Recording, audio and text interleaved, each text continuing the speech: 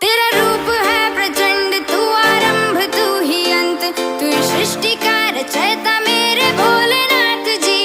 मैं खुद हूँ खंड खंड, फिर कैसा है घमंड, मुझे तुझ में है समाना मेरे भोलेनाथ जी। तेरा रूप है प्रचंड, तू आरंभ तू ही अंत, तू सृष्टि का रचयिता मेरे भोलेनाथ जी।